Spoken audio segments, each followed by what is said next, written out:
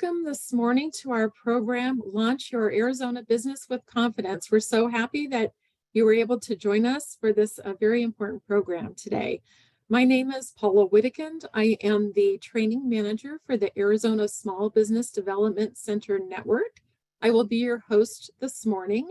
And then joining me as well is Esmeralda Estrada.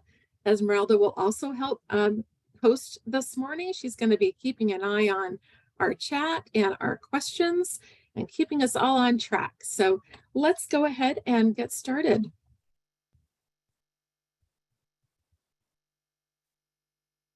First of all, I would like to congratulate all of you. I know many of you have probably done some work before joining us today to officially start your business, hopefully putting your business plans in place, setting that vision, the mission, getting excited about this new business venture and this new journey that you're on. So congratulations. And as you take these steps to officially start your business here in Arizona, you'll be joining more than 640,000 small business owners operating here in the state and contributing not only to the state economy, but to your local economy. So that's just fantastic. And it just so happens that this is National Small Business Week, where we're celebrating entrepreneurs and business owners across the nation and all the great work and things that you bring to the nation and our economies. So congratulations. In our program today, we have quite a bit of information to share with you. We are going to walk you through the 8 steps to set up your business here in Arizona. But as part of this program, in partnership with the Arizona Commerce Authority, we're really excited that we've been able to take all of the content that we're sharing with you today, and it will be a lot, so you might feel a little bit overwhelmed, but we've taken all of this content and placed it and created a program cohort on the Arizona Commerce Authority Innovation Network. So as we complete the steps today in our program, just know that all of this information, the resources, the links that we're going to be talking about are going to be available on the Innovation Network. And Bob and Faith are here from the Arizona Commerce Authority, and they're going to take you through and show you how to get access to that portal, that platform, after our program today. Now, I know that many of you are actually already working with a Small Business Development Center counselor, but many of you, I think, might be new to the SBDC. Just very briefly, before we get into our content, the SBDC is a national network.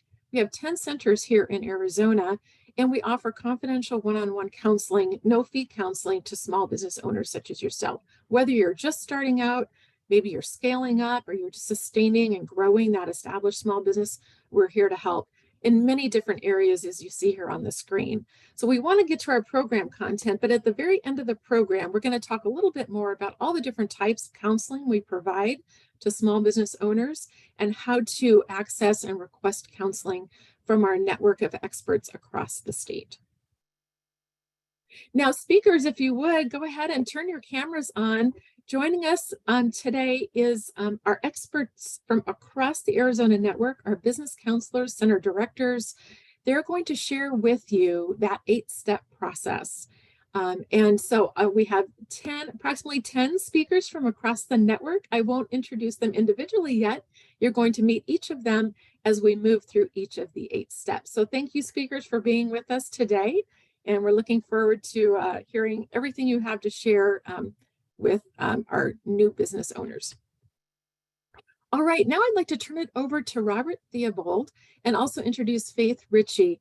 Robert is the Small Business Ombudsman and the VP of Small Business Services from the Arizona Commerce Authority. Faith Ritchie, later in the program, she's the Small Business Program Manager from the Arizona Commerce Authority. She's going to be walking you through how to get access to the portal. But for now, Bob, I'd like to turn it over to you and give us an update on the ACA and all the great resources that you have available to our small businesses. Excellent, thank you. And we're going to jump to the next slide. While we're doing that, I was looking through where everybody is tuning in from, and we've got a great swath of attendees from throughout Arizona, including some of the tribes. So we're excited to have. I saw from a couple different tribes. So welcome to this workshop. We're excited to have everybody. We're really excited about this workshop in general and the content that's been created by the SBDC and our partnership. And we're also excited to share with you the innovation network that Faith will go over a little bit later. But to start this off, I want to share just a couple things that we do that will tie into today's session. First is our Small Business Boot Camp. If you're not aware of that, it is a Tuesday morning webinar series that we host. We bring in experts from throughout Arizona, including many of the folks from the SBDC that'll be with you today, have been on it. And we provide information to help small businesses prepare, plan, and grow. It is a statewide initiative supported by all those community partners. And we say statewide initiative, we do it as a webinar so we can reach all corners of the state.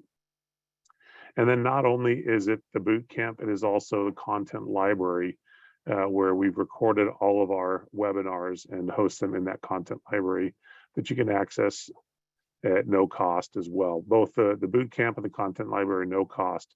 And then we do a series of workshops with many of our community partners throughout the state, and those can vary being webinars or in-person workshops. So let's jump to the next slide. All right, so a piece that's going to get talked about today that we have, it's called the Small Business Checklist.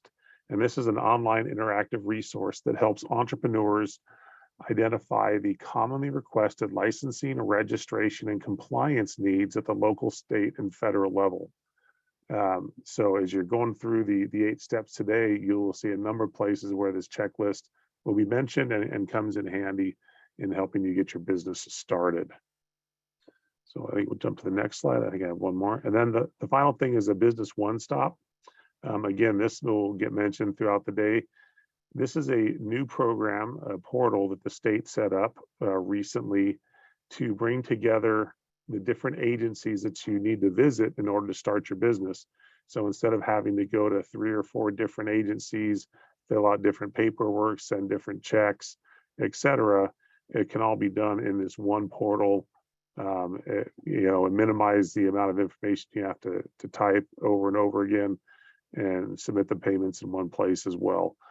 So this is a great starting version of the business one stop, and it's going to continue to expand as it's developed over time. So we're really excited about that. And I think that is my last slide for this morning, and we'll jump right in. All right, thanks, Bob. Yeah, some really great resources you're going to learn more about today as we're walking through those 8 steps. And the boot camp, make sure you check those out. Some really wonderful information that's really going to help you in your business. All right, so now we want to know about you. Tell us about your new small business. And we'd like to know a little bit about, the industries that you're planning to start your business in. Esmeralda's going to bring up a poll for us. So if you would answer that, it's on screen. We'll give you about a minute or so you could answer the question, and we'll share the results after.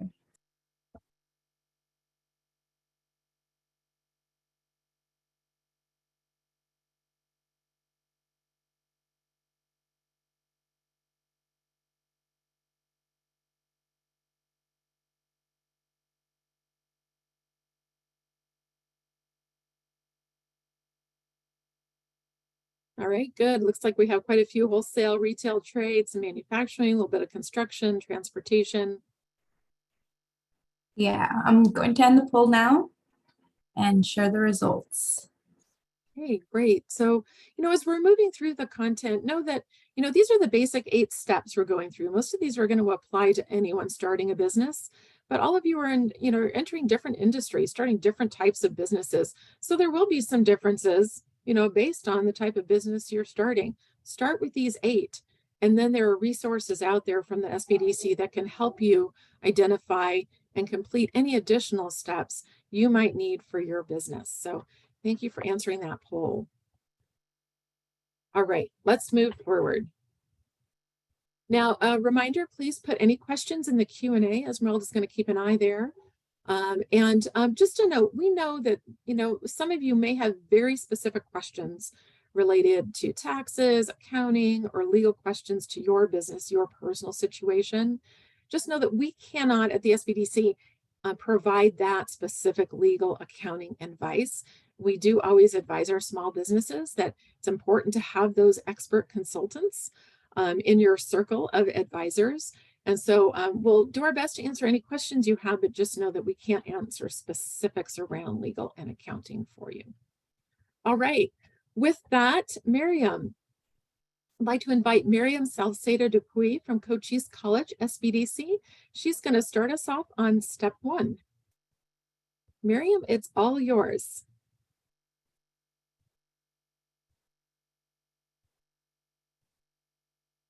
Hopefully we have Miriam. There we go. You just need to come off mute.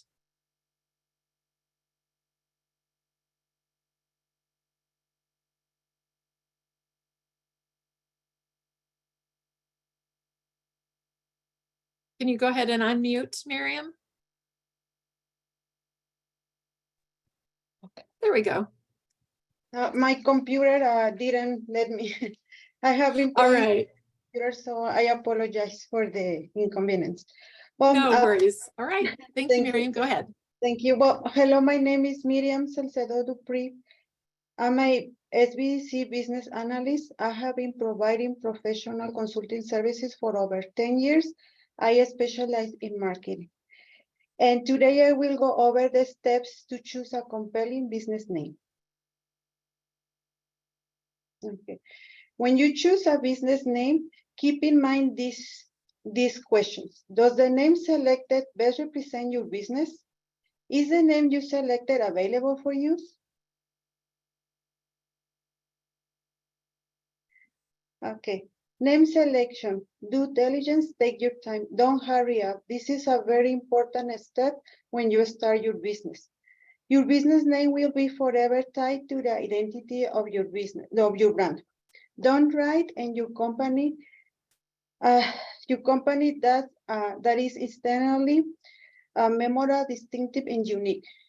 Don't wrong, and you're gonna stuck with a business name that is really difficult to change. So probably you are wondering, so how can I come up with a perfect business name? Know your business mission. Before you come up with a worthy name, you must first have a clarity about your business purpose, its target market, and the image that you want to create for your business. And after that, I advise you to start brainstorming. Take a piece of paper and start writing the names that you would like for your business. You can your friends, your family can give you an ideas. Even you can do a research on the internet. You name it. And as you brainstorm, keep in mind the following questions. What emotions will you convey? Business to business product and services tend to have straightforward names, such as QuickBooks. Another question that is important to keep in mind is a shorter name better? Well, customers today are really busy and swamped with information, which is one of the reasons that a short, a simple name is recommended. For example, Uber, Etsy, everybody remember those names. And so I would recommend to use a simple and memorable name. And then regional or local advantage. Well, some cities or part of the countries have a certain cachet. For example, craft beer from Portland or barbecue sauce from Memphis. So if it fits your business, consider adding the location to your business name. And the next one, room for growth. When you think about your business name, it's important to keep in mind that your business name reflects what you sell, but also to leave room for growth. If not, in the future, when you add more products or services, you will need to change your name entirely. The next one, question to keep in mind that is really important in today's, with this technology, with today's world is how your business name when translate when you use them for your logo. Also, you have to think how your logo and your name will look online. Today, we live in a visual world, and it's important to keep in mind that your logo, your business name had to look great in a 10-foot business store sign, or even in something that is more like a thumbnail in your Twitter feed. And after you decide your business name, taste your name. Ask this question: is easy to say, is easy to spell, check for other meanings.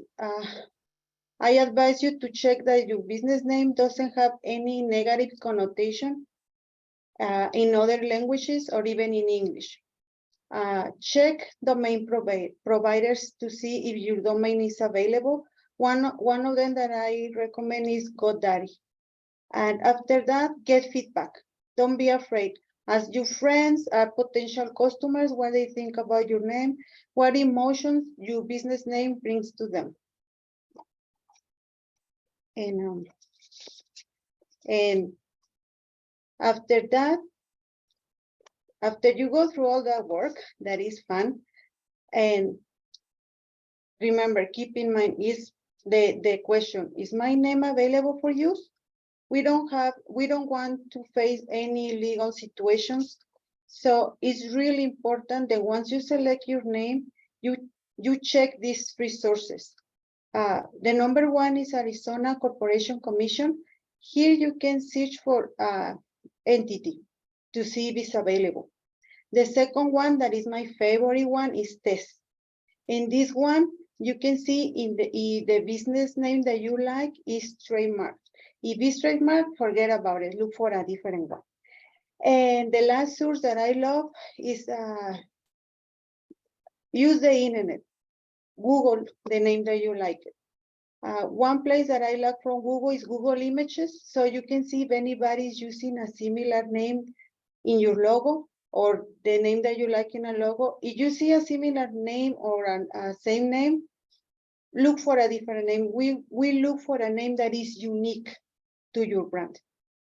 Another place, as I said before, is a GoDaddy. Over there, go and look, check if the name that you like is available, the domain name is available to purchase.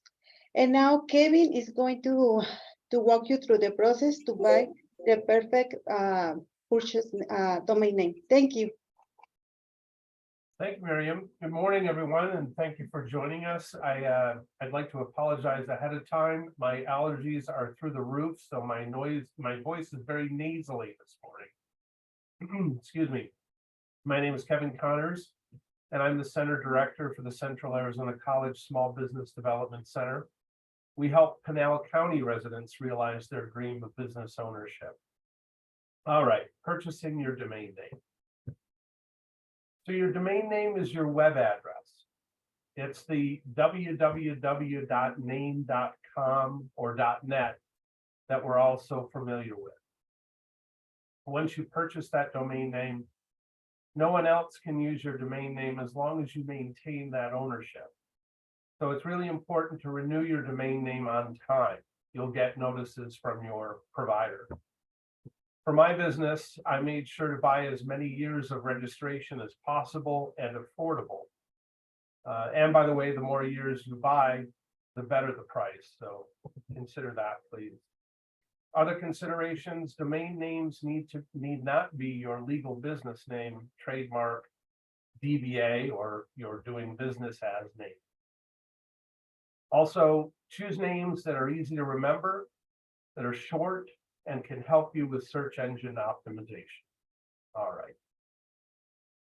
So here are some domain name extensions with .com and .net, the most important for business. By the way, if you can buy both .com and .net, do so. You'll be very glad you did. And note that .org is typically reserved for nonprofit organizations, not for business purposes. All right, next slide, please.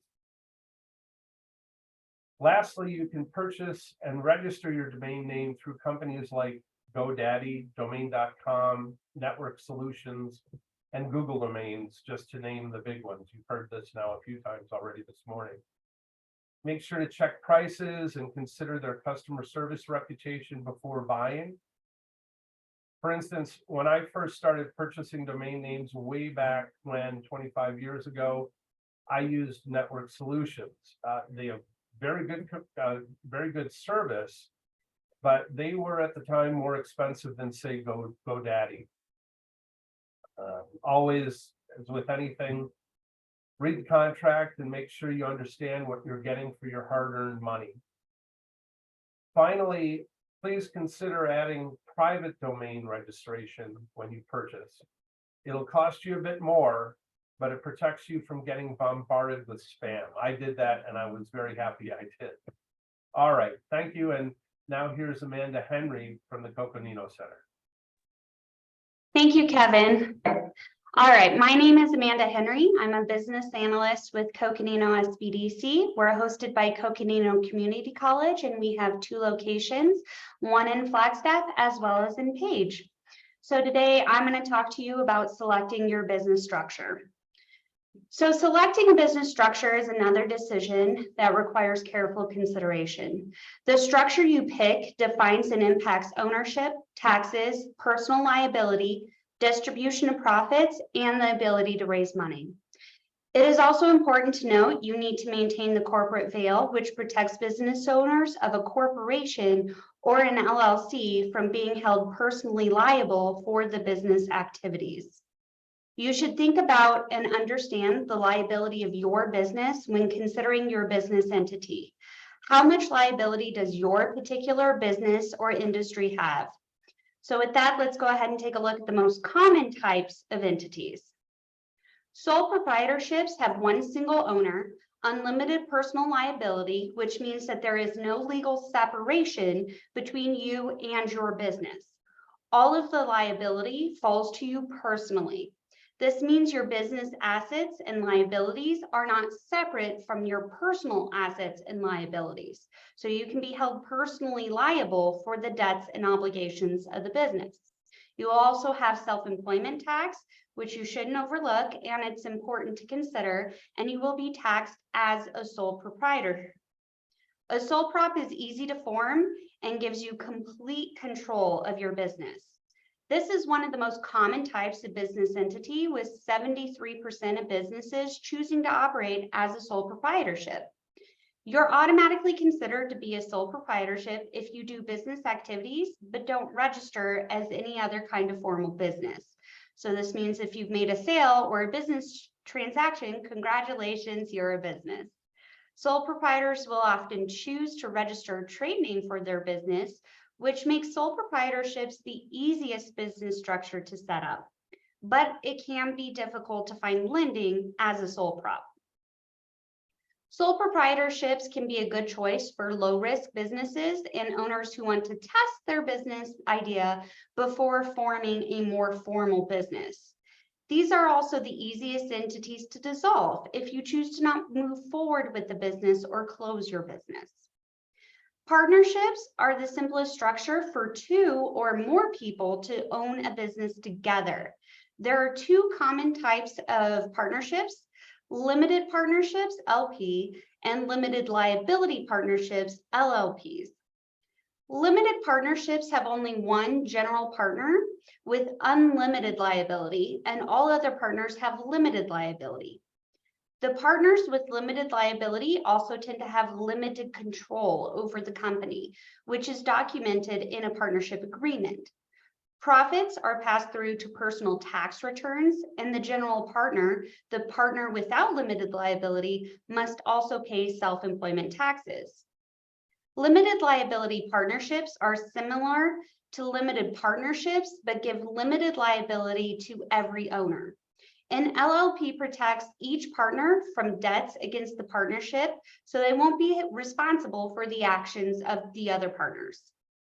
Partnerships can be a good choice for businesses with multiple owners, professional groups, and groups who want to test their business idea before registering a more formal business. When you are considering a partnership, it is absolutely recommended that you have a partnership agreement in place. This helps protect each partner within the business, as well as creates an understanding between partners. Limited liability companies, or LLCs, lets you take advantage of the benefits of both the corporation and partnership business structures. LLCs can have a single owner or multiple owners or partners.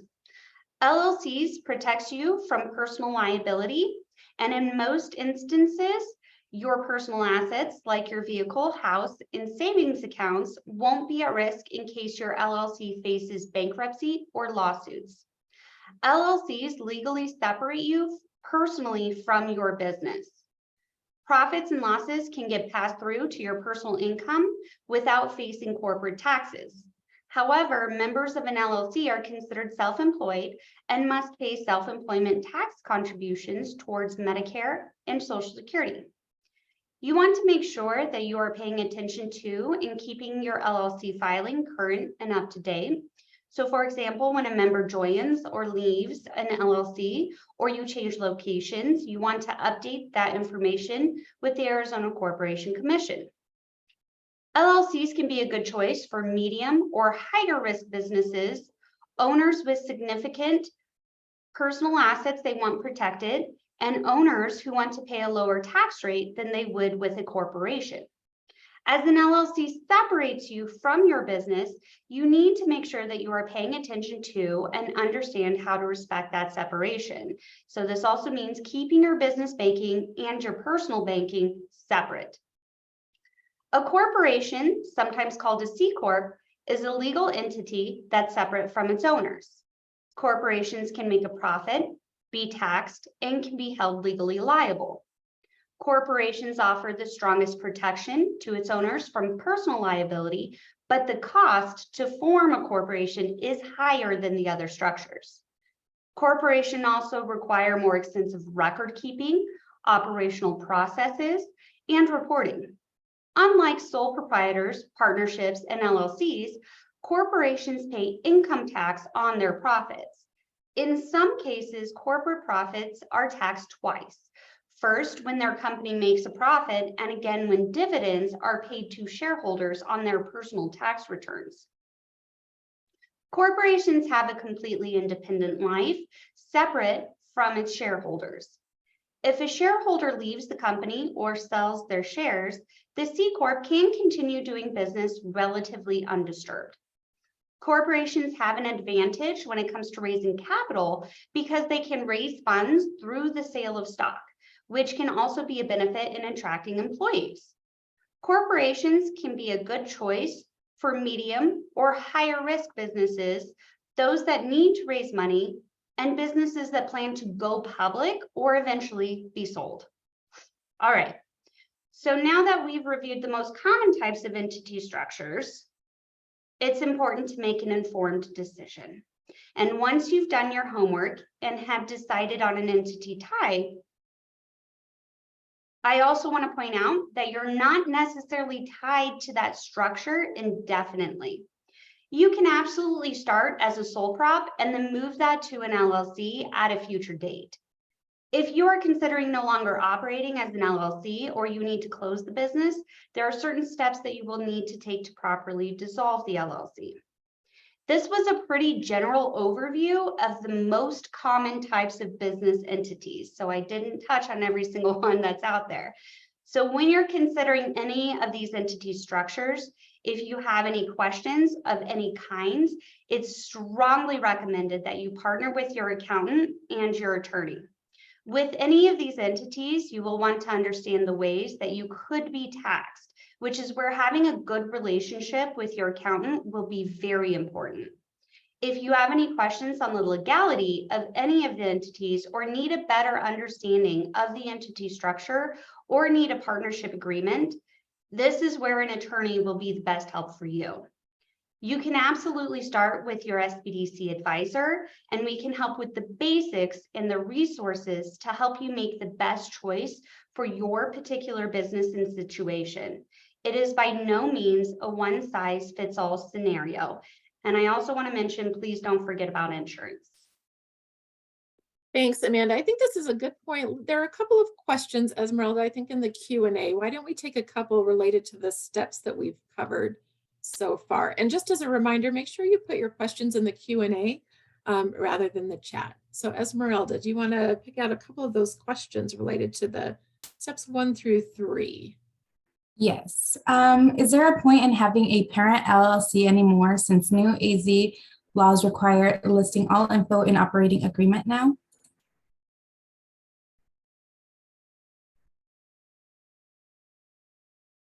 Does anyone else want to jump in? Because I don't have a great answer for that.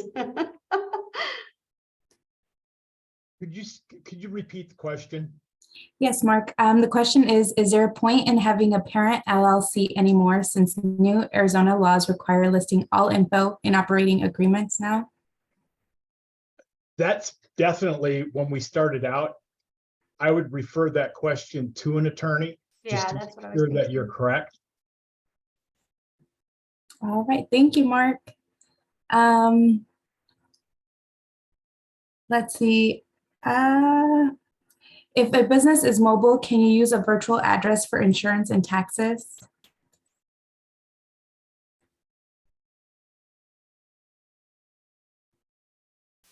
You're definitely going to have an address or a physical address for every one of these applications. Yeah. So even though if you are a virtual business, you're going to have to figure out some sort of a virtual address, rather it be your home or actually leasing or renting of a store, but you're going to need a physical address for everything. Thank you, Mark. And then I'll just have one more question. When deciding on an entity type, should an attorney and accountant be hired for this? Absolutely. All right. And I would just add that, you may not need to hire them. You may just Right. ask for some of their time, letting them know that you're starting a new business and that you want some advice from them. And typically, in my experience and with my clients, lawyers and accountants, if they are seeking new clients, will be happy to give you 15 minutes of their time, knowing that you're going to turn into a potential client for them. Yeah, in most cases, you can pay for the services, not necessarily hire them or have them on a retainer.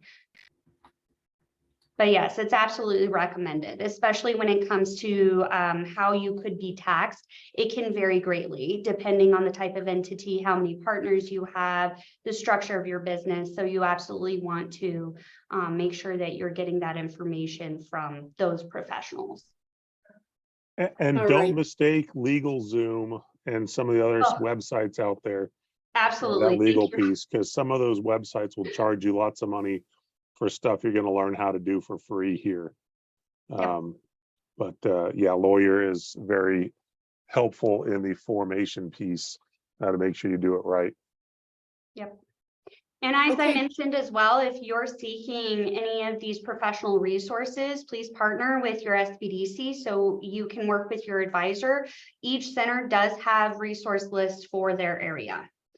So with that, I'm going to now introduce Craig Boston, who will present on actually registering your business. Thank you. Thank you, Amanda. Good morning, everyone. I am Craig Boston. I'm the interim director for Northland Pioneer College, SBDC, and servicing Navajo and Apache counties. And been helping businesses grow for a little over 30 years, I guess. And been with the SBDC for a little over 2 years and enjoy what I do. Registering your business.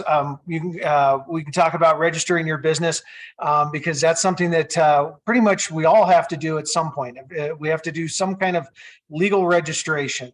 And when we talk about a sole proprietor, because it's the easiest to form, basically, if you say you're in business, you're in business. But we do recommend that you get a trade name. And a trade name, you file with the Secretary of State. It's basically that you own that name so nobody else can use your name. So if you want to start an ice cream shop and you name it Craig's Ice Cream, and I don't register that trade name, your competitor can go and register that name and then start using Craig's Ice Cream. So just it's really simple to do that, to get a trade name. We talked earlier about trade name searches. Make sure the name's available and do it that way. And then you can do a DBA, which is the doing business as, and it makes it really, really simple. So sole proprietors are very, very simple in setting up. And if you have any questions, any of your advisors at the SBDC offices can assist you walking you through that. As we get a little more complicated is when we move into the limited liability companies. Here's where we get, this is where probably it is wise to get a little bit of advice or so from your SBDC advisors, possibly attorneys, CPAs when it comes to your tax issues and what you might have from a tax issue standpoint and how you should set it up. So when it comes to that, a lot of the questions that are going to pop up when you're going through an LLC registration. Are you a member managed LLC or are you a manager managed LLC? Well, what does that mean? And it gets into the weeds of how the organization is designed, who will have voting rights within the organization. I mean, simple things like if it's a member managed organization with 2 members, you have 2 owners and you don't assign one of them as the manager, then both of those owners technically have to agree on every decision that LLC does.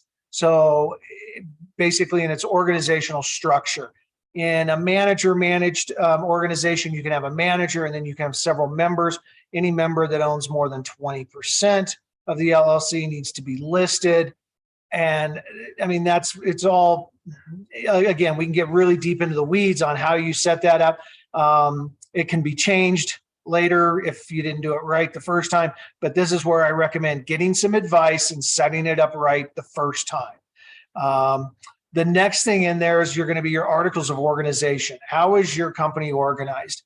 You can get really detailed and have an attorney draft that, or a specific organizer draft that, or you can be your own organizer. And when you're in the Arizona Corporation Commission site of setting up that LLC, you can say, hey, do you want the website, that portal to build your articles of organization for you? You say yes, and it will automatically do your articles of organization for you.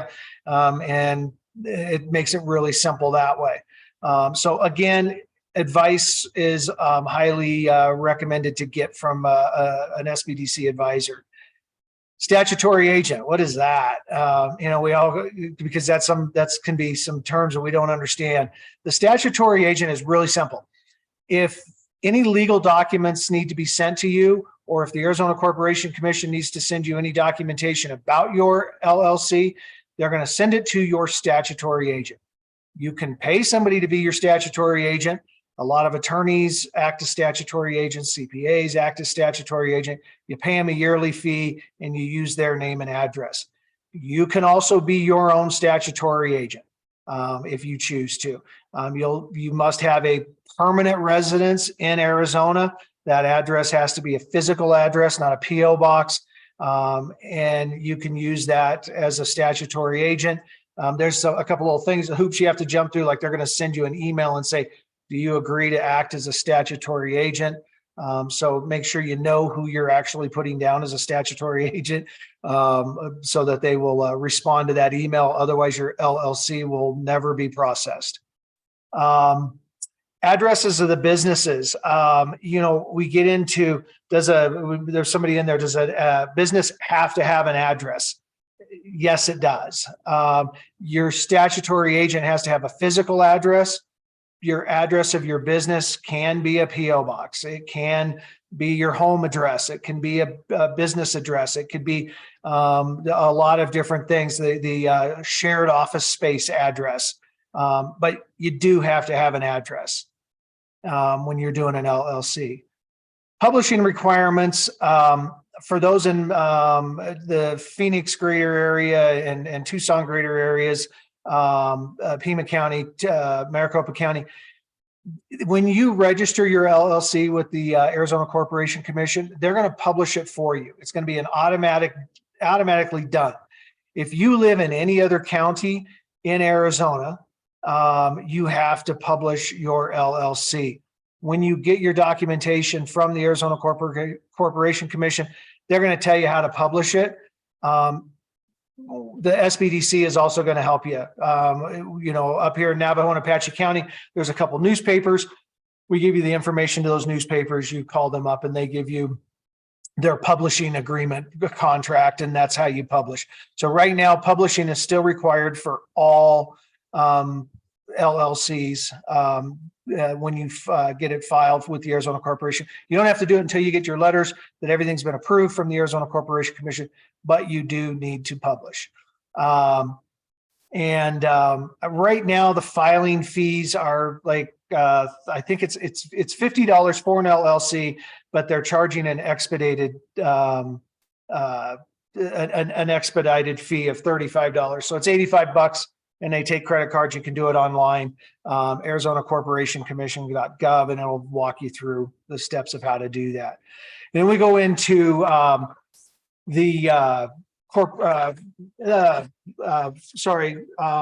if we move into corporations, is when we get into a little bit more of a difficult situation when it comes to how you set this up and why you set this up. If you're thinking about a corporation, I highly recommend you talk to an attorney and a CPA, as well as an SBDC advisor or other business advisor. The reason is because you're going to get into more details with articles of incorporation. You're going to get into things like you have to list the number of shares authorized of common or preferred stock. Well, do you do common stock? Do you do preferred stock? We can't tell you which ones to do, but attorneys and CPAs can definitely guide you through that. But you have to list that number of stocks. So if you're going to issue 100,000 shares of common or preferred stock, that's what you have to put in your filings of your corporation. Same place though, we're going to go to the Arizona Corporation Commission. We're going to walk through the process. People ask, is it an S Corp? Is it a C Corp? All that those are IRS classifications for this, the purpose of Arizona. A corporation's a corporation. We're going to get into, the statutory agent, same exact situation. Statutory agent. Now, I personally, when I owned restaurants and they were under a corporation, I had another statutory agent who was my CPA because I didn't want legal notices being delivered to my house. But you choose who you want to be your statutory agent. In this, you're going to list all your directors. You're going to go through this articles of incorporation down there. So you're going to have to list all of your directors.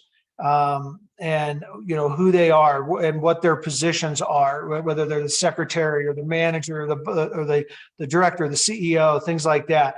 You're going to get into that. The other thing you have to do is you have to do a certificate of disclosure of all your directors.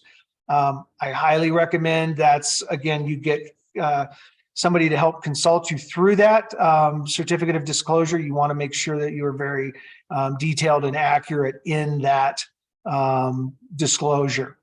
So the articles of incorporation, similar to the articles of organization with an LLC, it's going to list all of the details of everything with the corporation. Again, a lot more involved. Publishing requirements, same as a LLC. There are publishing requirements in the state of Arizona for corporations outside of Pima and Maricopa County. So follow those rules as well when you go through that. And I think that's really about all I have to say about it. I mean, there's a lot of questions, but I do recommend if you're going to do an LLC or a corporation, get business advice from the SBDC, and we can help you walk through those steps. You may still need to talk to an attorney or a CPA, but they're very, very detailed, and you want to do it right the first time, because every time you want to go back and do a change, they will sometimes charge you an additional fee to make any of those changes. And so we're going to go into that, and then you're going to go into licensing requirements. And Jeanette and Letitia are going to walk you through that of getting the proper licensing for your business. We'll go through the next step just real quick, Craig and Jeanette and Letitia, before you start. Let's go through our licensing step, and then we'll take some more questions after that. And just another note too, on the screen, you see that Arizona Corporation Commission site. There are a lot of great questions, answers to those questions under their FAQs there when you get to that site. So with that, Jeanette and Letitia, go ahead.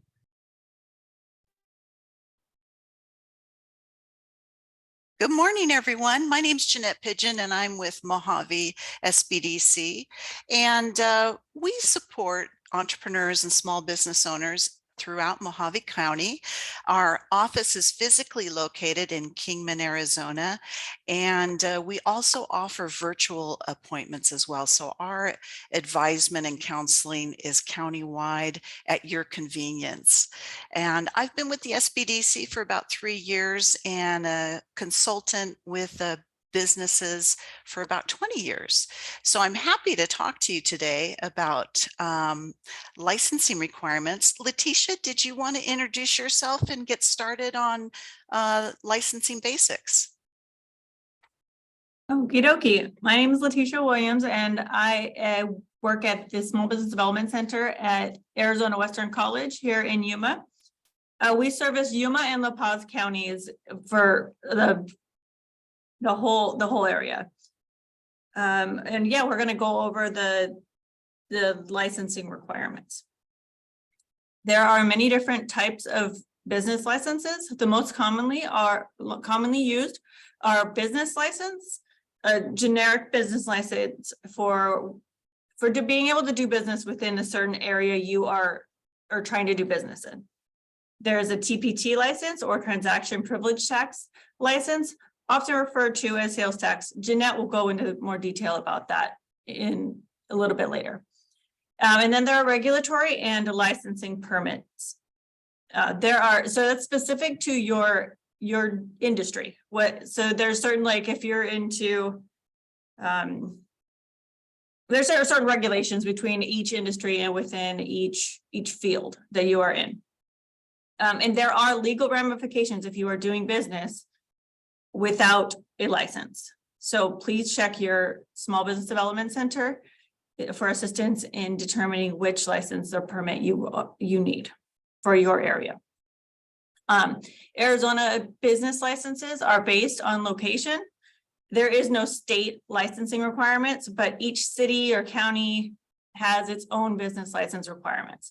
That being said, if you are planning to do business in multiple different locations, you will likely have to have multiple licenses and or permits.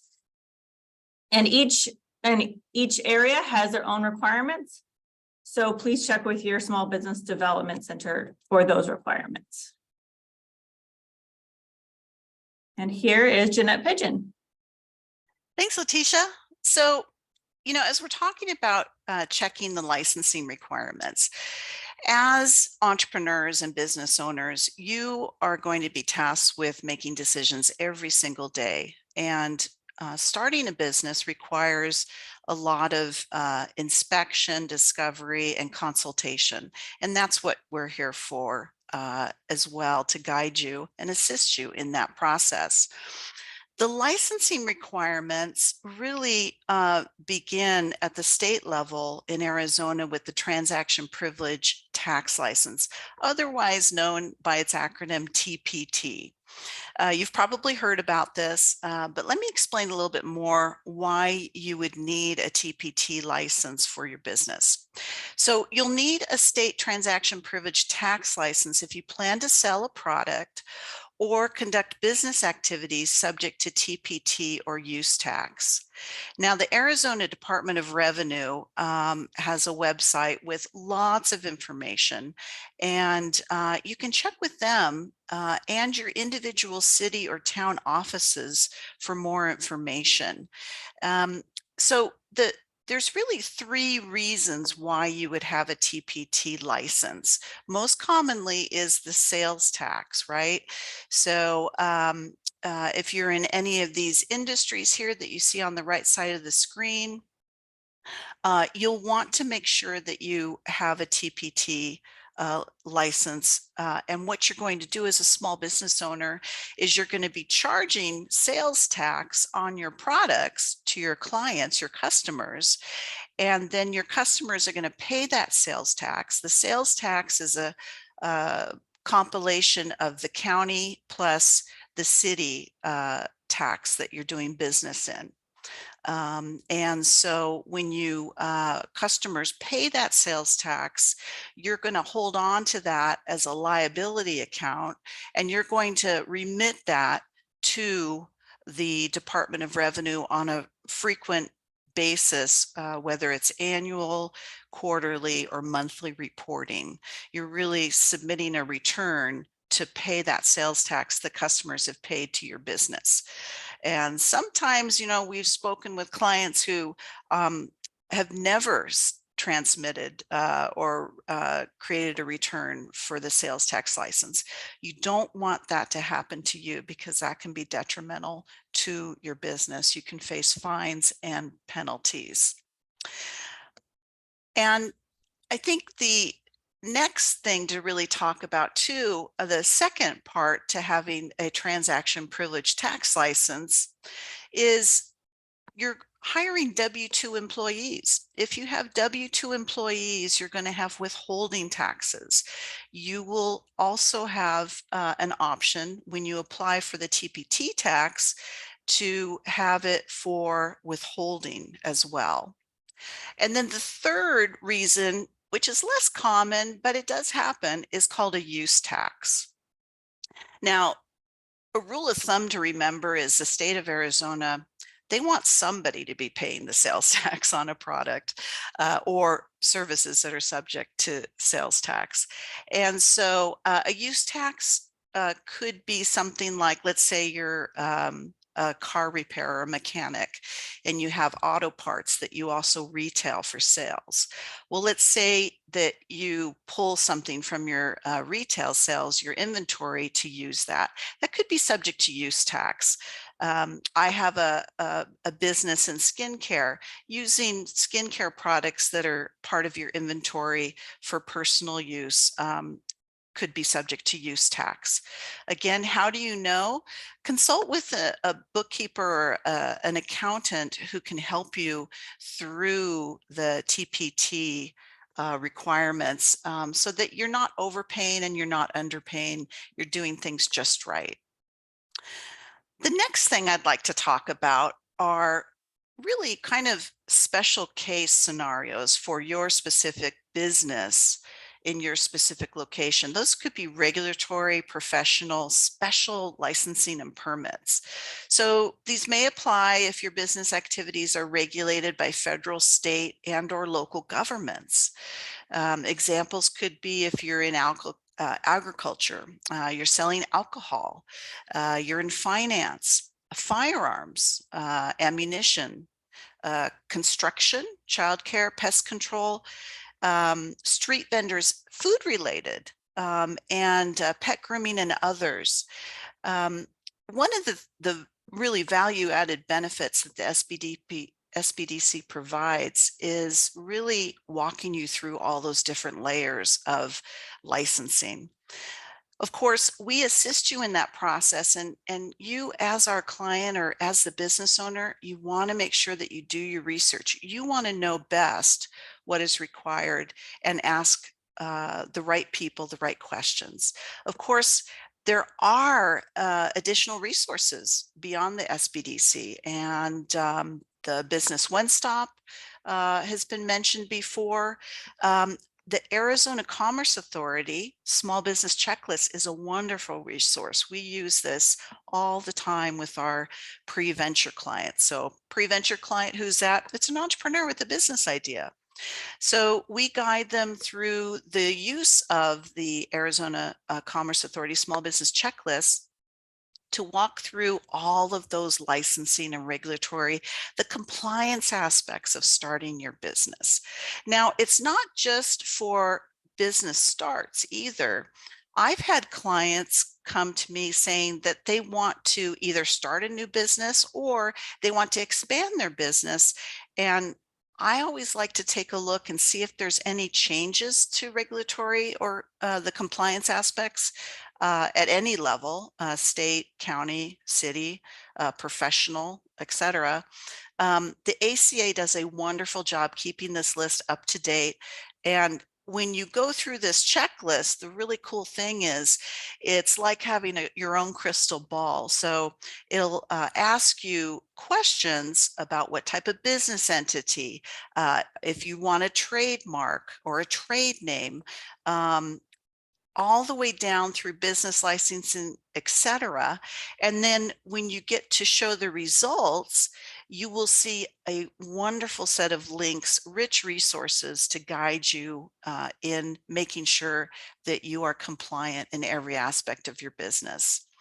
And with that, I want to bring up some important reminders.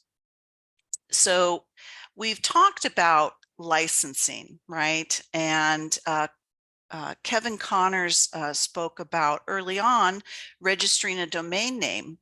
Well, believe it or not, I've worked with businesses before I came to the SBDC when their domain names renewals were not done on time and they lost the domain name.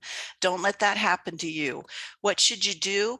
Create a business calendar. You know, Gmail is available as a free resource to you. And I recommend that you at least get a Gmail business account for your business, and you can use the calendar to set reminders. Licenses are typically renewed.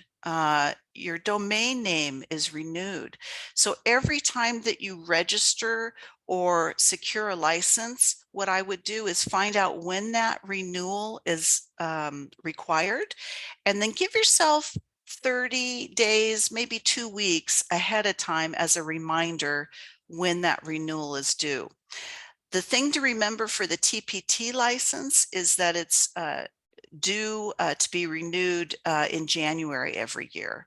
And your business license will be on a renewal schedule that you'll want to check with the locale where you secured that business license from. And so with that, I All right. am, Jeanette, let's bouncing go to Paula. ahead. Yeah, let's go ahead and take a few questions. Esmeralda, do we have some in there? I think we have a couple in there related to our 2 recent steps we've been talking about, the corporations or the licensing and registering. Yeah. So Okay. first question, can you have multiple DBAs representing one LLC? Gosh, you know what? I would refer you to a CPA on that. I'm sure you could register multiple DBAs. The benefit and the pros and cons of that would really be determined in consultation with that CPA. What is it that you're trying to achieve and how that would best benefit your business? All right. Thank you, Jeanette. Do the multiple licensing requirements apply to business that is done solely on a virtual basis? Example, my business is in Yuma, Arizona, but I offer a seminar to clients in Phoenix. So I see the question. So do multiple licensing requirements apply to businesses done solely on a virtual basis? Yes. So you'll want to walk through that ACA checklist, Deb, and make sure that you're following all the compliance aspects. Having a virtual business is certainly very popular, especially since COVID hit in 2020. A lot of businesses had to pivot and transition to virtual. But yes, definitely follow that ACA checklist to find out what all the requirements are. You might be required to have a business license where you're doing business from. I'm assuming it's a home office. So you want to check with that location. Yuma, Arizona, it sounds like. Make sure that they don't require, let's say, a home-based business license. I will just ask a few more questions. So next one is, are the articles of organization and operating agreement for a business posted on the ACC website and visible to the public? Everything you enter into the Arizona Corporation Commission website is available online. The operating agreement is not posted online, but the articles of organization would be, as well as your statutory agent name and address, email, the members, all of that is. In fact, what we like to let our clients know is that you may receive, because it is publicly available information, you may receive in the mail some scammers trying to get some money out of your pocket, right? A couple of scams going on are having your business be active and in good standing. Well, as soon as you register the statutory agent, you're going to be active and in good standing. If you ever receive any notice like that, by the way, as a business owner, read the fine print. And if you're not sure if it's legit or not, consult your SBDC counselor and advisor, and they'll steer you in the right direction. Thank you. Question: if you're providing education membership but not offering products or standalone products, it's not necessarily services, are you still subject to a TPT license? That was broken up a little bit. So it looks like Meg's question is, if you're providing education through a membership, but not offering products or standalone products, so not necessarily services, are you still subject to a TPT license? You know, that's a good question. I am not sure on how to answer that. Anybody else on the panel? What's the question? Read it again. If you're providing education through a membership, but not offering products or standalone products, so not necessarily services, are you still subject to a TPT license? You know, the best answer to that every time is if you call the Arizona Department of Revenue, the first statute is they're not responsible for what they tell you on the phone. Right. So what you're supposed to do is to write the Arizona Department of Revenue a letter, attention legal department. They're going to reply to you. And that reply, that's what you do. Perfect. And that's your backup. Great. Yes. Thank you so much, Mark. Yep. Right, let's go ahead and move on to the next step, and we'll continue to take some more questions as we move through. All right, so that means, let's see, Eric, I believe you're up next. That's me. Thanks, Paula. So hello, everyone, and welcome. As mentioned, I am Eric Bejarano. I have the pleasure of serving as the Center Director at the Small Business Development Center at Eastern Arizona College. Go Monsters. At EAC SBDC, we service Graham, Greenlee, and Gila counties with offices located in Thatcher, Globe, and Payson. If you are in any of these counties and would like additional one-on-one confidential counseling for your business or business ideas, please feel free to scan the QR code. I think it's actually right here to my right as you see it, and we can get you registered for services. Today, I'm going to speak briefly about the tax number or tax ID number, or EIN. EIN stands for Employer Identification Number and serves as a tax identification number for businesses and organizations. You need this number to pay federal taxes, hire employees, open a bank account, and apply for business licenses and permits. In addition, your business needs a federal tax ID number if it does any of the following. So if it pays employees, operates as a corporation or a partnership, files tax returns for employment to include excise tax, alcohol, tobacco, and firearms, or withholds taxes on income or other wages paid to a non-resident alien. As you can see on the slide, you can go to the IRS website to apply for your EIN at irs.gov. Look to the lower right on the screen and then click on Apply for an Employer ID Number. Important note, and this is very important, applying for an EIN is a free service offered by the IRS. Please do not pay anyone to apply for your EIN. It just takes a couple of minutes of your time. You categorize your business, enter your information to include your social security number, answer a few brief questions that are actually defined right there on the screen for you. You click submit and instantly you have your EIN. Again, your EIN is free. Do not pay for this service. Last side note for the EIN. So keep your information up to date. Report any changes to the IRS that is required to be reported within 60 days. And of course, there's a form for that. It is form 8822, B as in Bravo. And lastly, your EIN is for life. So after you file your EIN, you have additional resources for your needs should you have any questions or need any additional guidance. There's several videos you may find helpful on the IRS website. As always, your local SBDCs are here to support you. You'll find a summary of what I discussed and links to the IRS websites in your portal, and I encourage you to speak with an accountant for additional assistance. Like I said, it would be brief, so thank you for your time. Best of luck in your future business endeavors. And now it's my pleasure to introduce our next speaker and our current state star and Center Director for Yavapai, Ruth Ellen Alinsky. Thanks, Eric. Well, good morning, everyone. My name is Ruth Ellen Alinsky. I'm the Center Director for the Small Business Development Center at Yavapai College. We serve communities across Yavapai County and have physical locations in Clarkdale, Prescott Valley, and Sedona. And like so many other centers, we also serve and consult virtually, and we meet clients where needed upon request. I am an entrepreneur myself, and I've been consulting with the SBDC for nearly 5 years now. So this morning, I'm covering step 7, which is to open a business bank account. And I'm just going to kick off this piece by simply relaying that many new business owners often use their personal bank account to conduct business activity.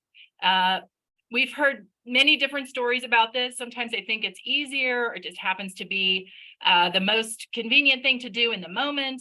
But it's really important to note that blending your personal transactions and your business transactions can create confusion, and it can actually be really costly in the long run. So it's challenging from a tracking standpoint. It can be really timely and costly to correct, and it can also be really risky from a tax perspective. So it's critically important that you separate your personal financial transactions from your business transactions. And this can be done really simply by just opening a separate business bank account. A separate account allows you to keep clear financial records. It helps to keep a clear record of each individual transaction. So any money coming in and going out of your business can just be tracked and referenced in one single location or one single account. This allows you and any auditor for that matter, whether from the IRS or your accountant or CPA, the ability to track both your revenues and expenses easily. And this can possibly save you on extra costs. It helps you to record deductions and even prevents penalties that may accrue if you're not able to track those records really well. So for sure, this is a really important step in launching your business. So which bank is right for you and how do you decide? Identifying a banking institution is like any other decision in your business. You should definitely shop around, consider the kinds of services you need for your business. Are you a retail business that will have many transactions in one day? Or are you a high dollar luxury product and you're going to have only a few sales or transactions each month? Do you need a late night deposit option or a safe deposit box? So different banks offer different services.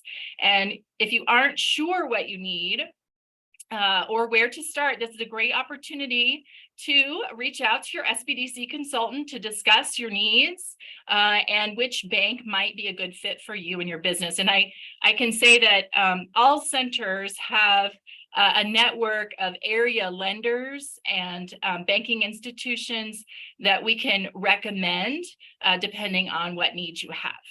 So let's talk about what exactly you will need to open an account. Of course, I always recommend you call the banking institution first. You're going to need to set up an appointment anyway. This is very common practice now to have to kind of schedule that appointment.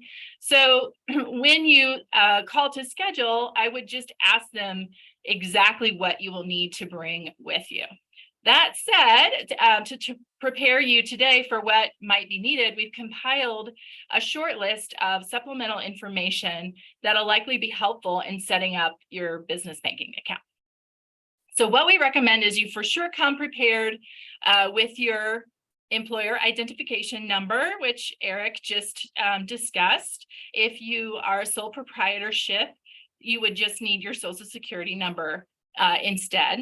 You're going to need any formation documents, agreements, or contracts that you have in place. If you've already registered your business license, that's really helpful. And then, of course, some sort of identification of who you are. And again, as a reminder, other documents may be required. So you're going to want to call first and just make sure that you have everything you need to get that set up.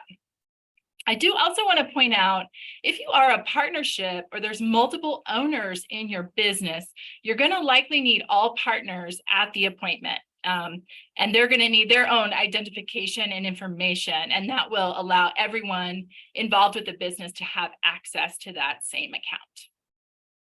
Okay, so once you decide on a bank and you open your account, it's really good practice to start building a relationship with your banker.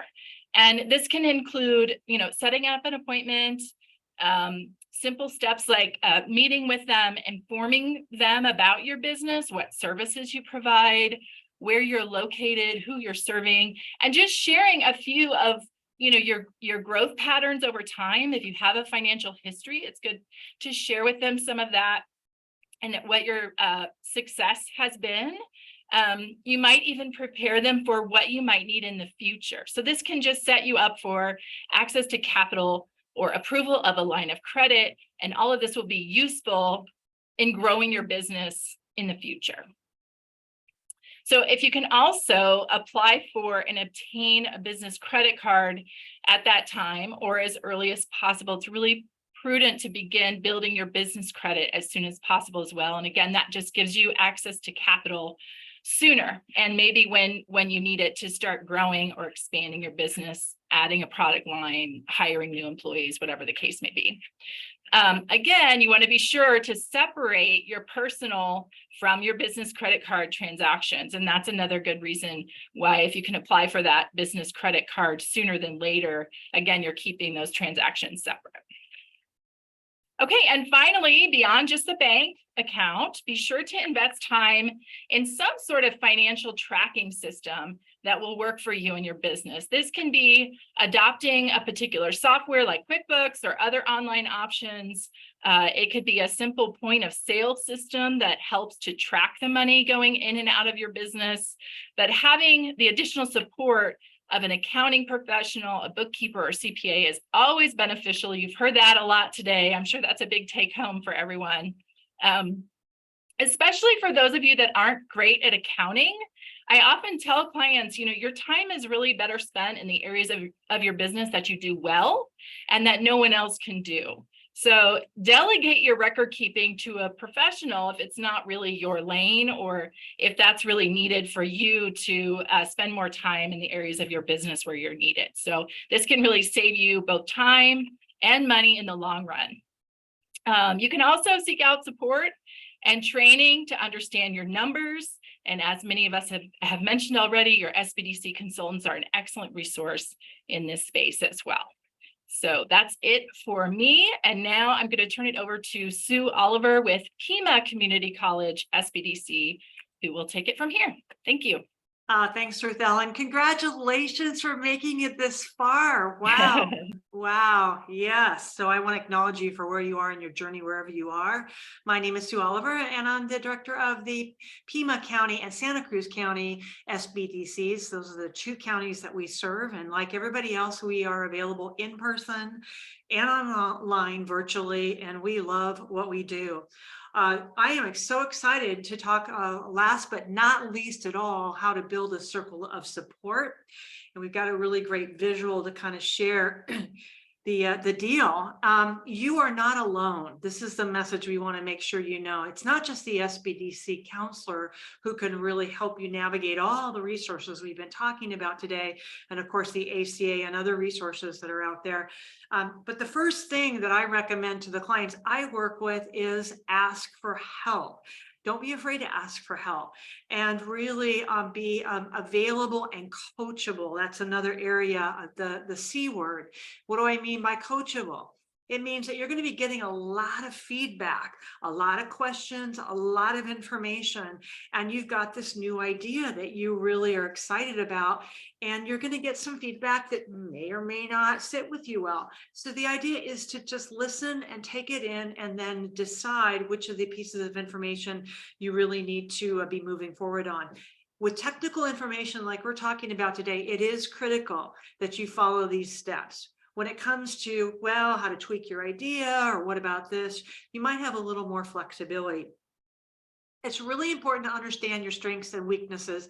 I actually don't like the word weaknesses. I like growth edges, because what's going to happen is you want to surround yourself in your circle of support with folks that are good at what you're not great at and that love what you don't necessarily love. Well, that said, as a business owner, you're going to be wearing a lot of hats, and some of them you may really enjoy, some of them you may not. That's kind of the way it goes as you grow your business. But some of the trusted advisors or the folks on your circle of support that we recommend that you get on board, we've talked about a few of them: the subject matter experts, the legal folks, the CPAs, insurance, those folks that can give you advice, which we as SBDC counselors cannot. So those subject matter experts are critical.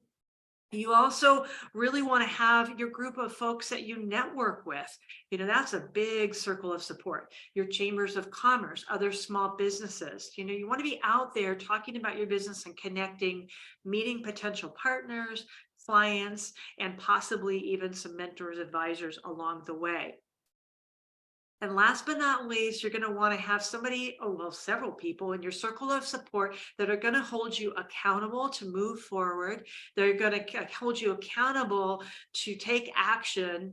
Really follow through is absolutely critical. And I say that the strongest entrepreneurs, the strongest business owners that are starting out are the ones that tend to knock on my virtual door or literal door frequently and they say, I don't want to bug you. It's like, no, you're not bugging me. You're actually taking action.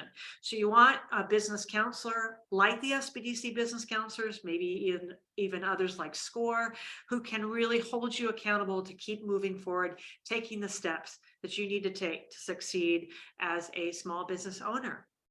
And so with that, I wish you well on your journey. I'm going to turn it over to Paula, who will take us to the next step. Thank you. All right. Thank you, Sue. So thank you to the speaker panel. All of you have been working to answer all those Q&As that were coming through. Esmeralda, why don't we take a couple more if there's some in there that we have not addressed yet. Speakers, feel free to, come off your open or turn on your cameras if you'd like. And let's go ahead and take a couple more questions before we transition over to Faith for the ACA. All right, so we just have a few questions. First one, what would ownership agreement look like for a sole proprietor? Can you answer that question? What will a partnership agreement look like for a sole proprietor was the question? Yeah, what would the ownership agreement look like for a sole proprietor? You still want to, even as a sole proprietor, do it because you want to have some things down as far as what happens if something happens to you. How are you going to sell the business? You know what I mean? And even let's say something happens to something you too, and you want to admit another member, or how are the assets going to be dissolved? So I still would do a partnership agreement if I was a sole member. Another question that was in the chat too, I'm going to quickly talk about it. Husband and wife as an LLC, you can actually have a choice to be a single member LLC, and definitely you want to have a partnership agreement in that case too. But anyway, that's my 2 cents. But as always, seek an attorney, ask them these questions. Thank you. Next question, is there any grants available to open a business in Arizona right now?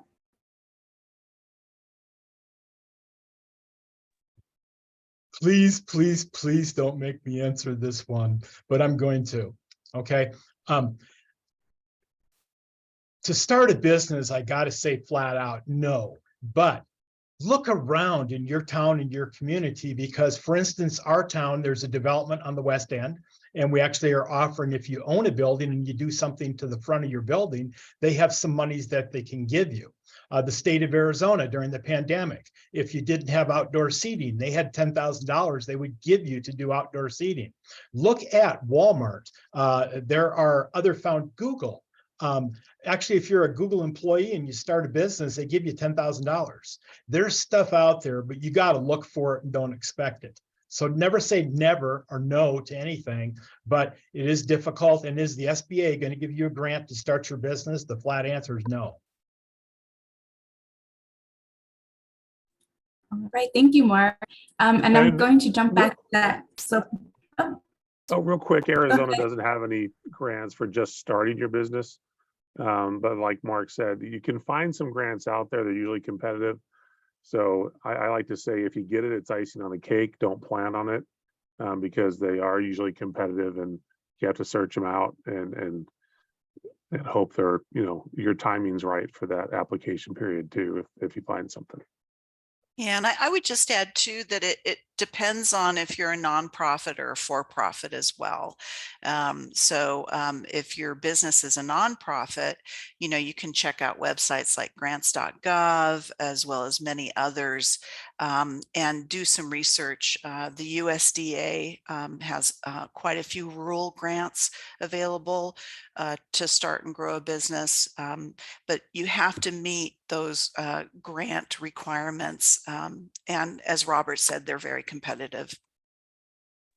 Tagging off too is some of these, I'm just in the middle of writing a USDA grant that we're going to use to start some a farmer's market and some produce stands, but it requires a 25% cash match. So be careful of that too. It's never always free. all right, thank you. How about one more, Esmeralda, and then we'll switch over to Faith and the platform access. Yeah, so I'm going to jump back to that sole proprietor question. So they were asking about the sole proprietorship. Could you still do that with two of them, with two of us?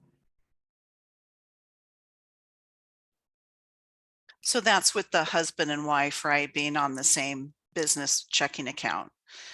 Sure. But the trade, I would recommend that you secure a trade name. So that way, nobody else can take that trade name from you. And, that's the basis for your brand as well. By the way, Arizona is a community property state anyway. So, as we were mentioning, some of the other business entities like an LLC, one of the partners in the marriage could be the member. Both do not have to be members of the business, but again, consult with a tax preparer for your best situation. And if something would happen and one partner is not involved in it, the other one's still going to have the summons to appear in court to explain why they aren't part of it. Doesn't mean you're going to be necessarily be held responsible, but you're going to appear in court. Right. Okay, let's go ahead and move on. So we'll take some more questions again after Faith shows us how to access the Arizona Commerce Authority Innovation Network. But yes, I think there was a comment in the chat. This is a lot of information, lots of details. It's 8 steps, but there's a lot behind each of these steps. So knowing that, what we have done is partnered with the Commerce Authority, and we've taken the information that is being shared today, plus more, and we've created a program cohort on the Arizona Innovation Network. And each of you will be able to get access to this platform and access to the information. And so Faith is going to take us through how to register, get access to that cohort. So Faith, how about if you come on and walk us through the process? Yes, excellent. Thank you so much, Paula. And thank you for everyone for staying with us, as Sue had mentioned. My name is Faith Ritchie, and I'm a small business programs manager with the Arizona Commerce Authority. And I had noticed some questions in the Q&A Q&A and chat, but I am sure I speak for so many people for how many times we have participated in a class or webinar and felt like we were taking great notes or capturing all that information, and just like magic, when we stepped out of that conference room or we logged off of that meeting, we instantly just forgot all of that information we just knew we would remember. Well, we've all been there too. And when it comes to launching your business with confidence, we know you're likely going to think of 1,000,001 different questions well after today's live session. That's why we've collaborated with the Arizona SBDC network to provide you all with access to the Arizona Commerce Authority's online learning platform. The Innovation Network, powered by Startup Wind, hosts a cohort page dedicated to the information and resources shared throughout today's session. So, like I mentioned, you don't have to necessarily rely on all of those notes or that memory for a successful start. And just for the cherry on top, today's registration steps will also be shared with you after today's session. So have no fear. Next slide, please. To access today's information on the Innovation Network, you must first register for an online profile. Please complete the registration form by entering the information requested. This information is typical to many online profiles: that first and last name, your preferred email address and phone number, and then also select your Arizona county in which you reside and do business. I've also shared the link to this registration page in the chat, so you can go ahead and get that registration page up and submitted now. But like I mentioned, this will be emailed to you later. So if you're just taking all of this information in right now, have no fear. Like I said, you can join us online later today or at your convenience later this week. Next slide. Now, once you have entered your information, you will see a registration successful screen and will receive a confirmation email from Team Arizona Innovation. And so that's an important thing to note, because you will be receiving additional information. But that subject line will read ACA SBDC application submitted. Now, you will note in both of these notifications that your request must be approved for access. And we kindly ask that registrants allow for 24 hours for the approval to be processed. Now, the Innovation Network is still a private network, and so that is why that approval process is still necessary. That does not mean that you did something incorrectly or that there is a step that you missed. It is truly a manual approval process. And once you do get approval, next slide, please, you will receive an additional email from that Team Arizona Innovation with all of your steps and credentials to log into the cohort page. Now, of course, a new platform, there is always something to look out for. So I just wanted to do a quick tour of those most important things so you get the most out of it once you do receive that email of your credentials and have the ability to fully engage with the platform. The first of which being here on your screen, you will see a screenshot of the Innovation Network homepage. Across the top are a variety of icons, but the most important to you all will be that program cohorts icon. Once you select that icon, you will then be given to another screen which will understand your active cohorts and identify the Launch Your Arizona Business with Confidence cohort. Once you select this tile, it will then open to the cohort page where it will share all of today's resources and 8 steps. Now, you'll notice in this next slide To dive even deeper into today's resources and those 8 steps, simply select that black plus sign to the right of the 8 titles. This will expand to those additional resources and clickable links to better engage with that step provided. So you're not, like I said, relying on those notes or memory. You can truly check back in to the Innovation Network to review all of those steps shared live here today. Now, additionally, I am well aware that there will likely be questions and concerns, as not only it is a new network, but there is a bit of an approval process. So if you do have questions or concerns as you are logging in through that registration, please do not hesitate to contact me directly. My email is here on the screen in the chat and will be in those emails that you will be receiving once this program is over. But we are excited that you are taking this step to launch your Arizona business and are happy to make this process a bit easier and a more confident one. So thank you so much for your time this morning. And now I will turn my time over to Maricopa County College SBDC's Lisa Card. Hi, everyone. This has been wonderful. I am so excited to share a couple extra things that are beyond the 8 steps. We'll briefly go through those. My name's Lisa Card. I'm a business analyst for Maricopa Community College SBDC. I've been with the network for almost 12 years. Now, Maricopa SBDC has offices across Maricopa County, and we offer virtual one-on-one business counseling sessions as well as Mojave and other centers. Let's talk about business insurance.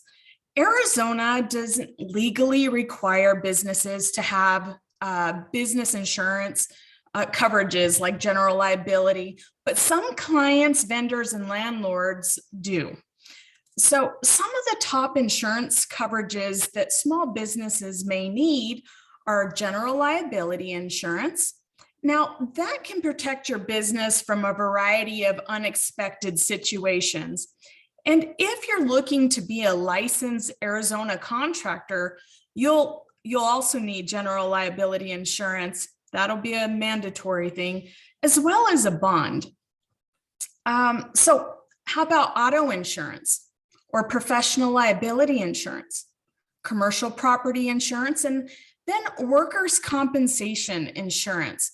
Under Arizona law, it is mandatory that employers secure workers' compensation insurance for their full-time or part-time employees. One question that I get asked often is, do I have to have a certain number of employees? And it starts with 1. You need 1 employee that requires you to have that. Now, what about setting up employees? It requires all federal and state applications to be completed by the business owners.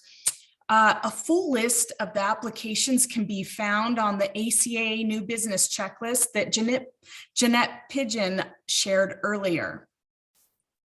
How about understanding business finances? I strongly recommend having a CPA, an accountant, or a bookkeeper, but knowing how to read your cash flow and your financial statements is going to be very important for the business owner. That's going to help you make good decisions rather than relying on somebody else to read and interpret them for you. So finding some financial literacy classes to help you understand what your financial statements are saying is going to be best. How about identifying your funding strategy? Determining how much funding you'll need is going to be your first step. And then what funding sources will you need to consider? Are you able to self-fund? Or are you going to need to find funding options like a small business loan or investors? These are questions and these are other topics that here at the SBDC, we can help you go over and determine if your business is going to need these items. So now I'll turn it over to Mark Schmidt with Cochise SBDC. Hello. I think all of you have seen this today. This is just a small representation of the clients and the counselors that we have at Arizona SBDC. As you saw, every one of them are professional people. They're well qualified. The training that they do throughout the year, every one of them have practical experience in owning, running, or helping people start businesses, but that's not all that we do. It's maybe only 30% of the stuff in our center that we do. But there's other things, from buying an existing business, pricing your business to sell, marketing. We actually show people how to do video. How do you claim your space in Google? So it's not just take this business startup class and see you later. We're here to help you through other things in your business. I have clients that we've actually been seeing for over 20 years now. But the whole thing, what I love about this job is you guys are willing to do everything that most people won't. You're all in 24/7. All of your money's in this thing. All of your efforts are in this thing. Our job is to help you live the rest of your lives like most people can't. And that's through the creation of wealth in your business. And that's what we're here to provide you to do. From any of these things that you see on the screen, we have specialists throughout the state that can help you with these things individually, one-on-one. It's not like, here's your business plan, get out the door. We're going to go through each step that we went through with you one-on-one and curtail it to your business, from selecting a name. You know, we're going to go a little bit deeper. What color, what font, what's your logo going to look like? That branding part to help branding yourself. We're going to work with you on designing websites. We're going to work with you on pricing. There's all sorts of things that a business owner needs. And the SBDC has competent and quality people, you've seen some of us today, that can actually help you and assist you in your business. Wrapping it up, the last slide that we have on the screen shows the locations of where we are in Arizona. We're in every community college. Google, where's my SBDC? And you're going to enter a zip code, and you're going to push a button to request counseling. And you will then be connected by one of us to provide one-on-one counseling. And this can either be through in our office. We sometimes come to you where you are. A lot of times nowadays we're Zooming it and having a meeting with you that way. So besides this type of one-on-one training, we also do specialized classes in different things, from QuickBooks to marketing to, you name it, customer service or whatever you need for your existing business. And so we're the SBDC. We were actually formed in 1979. In 1980, believe it or not, President Carter actually initiated an act through Congress to create the National Center of SBDCs. We're a network of over 1,000 locations around the United States, funded by the SBA and your community colleges. In addition to the Arizona Commerce Authority helps give us money so we can help you with that top of this page, request no fee counseling. But thank you for your time today. And if you need to reach out to any of us, I'm going to turn this over to Paula. Paula, Kevin, or Fran, they all know how to get a hold of all of us, or just Google, where's my SBDC? And type in your zip code and you'll be talking to us. But thank you once again. Over to you, That's Paula. great. Thank you, Mark. Thank you, Lisa. And thank you to all of our speakers. Yes, as Mark said, you know, he listed all of the services, but we have tools and resources out there too. We have access to industry reports, things like Live Plan, Profit Sense, all the things that really help, whether you're just starting your business or you've been in business for some time, just to help inform your business planning and help you grow that small business. So many different resources. Just also a note too about government contracting. Our Apex group is all, they're the experts in government contracting. So, you know, oftentimes as pre-venture, that's not where you're at yet, but as you grow your business, that may be something in your future that you're planning to do. So there again, Apex and the group there and the counselors there, it's no fee counseling related to government contracting. So check us out if you have not. If you have a counselor, maybe you haven't engaged with them in quite some time, reach back out to them. Love to see you and be able to help you continue forward. So with that, let's see, Esmeralda, again, speakers, thank you. Feel free to turn your cameras back on if you would like to, as we close the program out. Are there any other questions, Esmeralda, that we've not addressed in the Q of A? I know the speakers have been answering many of them. No, we don't have any open questions right now. Everyone's been amazing with answering all of those questions in the Q&A box. Okay, great. So just a reminder to everyone, we are recording the session. Faith told you about how to access the innovation platform. We will put the recording for this event up on that platform. You're going to have all kinds of resources, all the links. We've even added some additional articles and videos and recorded webinars that will help to enhance your learning related to each of those steps. So again, I forget what speaker someone mentioned, it's really important to continue learning as you're a business owner. I was a business owner for 15 years and so important, you know, now you wear all these hats and there's so much you need to know. So make sure you add time in there to continue to learn as that business owner. Reach out to the resources, build your advisors like Sue took us through in building that network of support. So with that, I would like to let you know that you will be receiving 2 communications, right? Faith shared the link to the registration portal, use that.